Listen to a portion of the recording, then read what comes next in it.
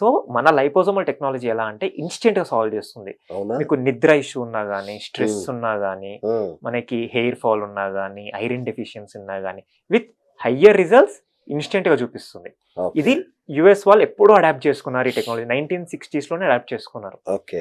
ఓహ్! కాకపోతే ఇండియాకి ఇప్పటివరకు రాలేదు. 1960లో అడాప్ట్ Yes, చేసుకున్న sir. ఫార్ములా ఇంతవరకు ఇండియాకి రాలా? ఇండియాకి రాలేదు. Because of high expenditure. దాని మ్యానుఫ్యాక్చరింగ్ కాస్ట్ అచ్చచ్చ. చాలా ఎక్కువ. ఓకే. ఓకే. So okay. నేను యూఎస్‌లో చదువుకున్నప్పుడు ఇవన్నీ చూసిన తర్వాత అనిపించింది. హ్మ్. ఆల్రెడీ ఈ ప్రొడక్ట్స్ అనేది నాకు కోవిడ్ నుంచే మైండ్‌లో ఉండే. ఇట్లాంటి ఒక ప్రొడక్ట్స్ చేయాలి. ఓకే. ఎందుకంటే ఓకే. కోవిడ్‌లో చూసిన సీరీస్ ఆఫ్ ఇన్సిడెంట్స్ వల్ల లైక్ స్లీప్ ఇష్యూస్, బాడీలో విటమిన్ అవును. డెఫిషియన్సీ అని, ఐరన్ డెఫిషియన్సీ అని, బ్రెయిన్ బాగా ఫోన్ వాడడం వల్ల, బాగా వర్క్ చేసినప్పుడు ల్యాప్‌టాప్ చూడడం వల్ల ఎఫెక్ట్ వల్ల మనకి బ్రెయిన్ స్లో అవ్వడం ఇవన్నీ చూసిన తర్వాత అనిపించింది.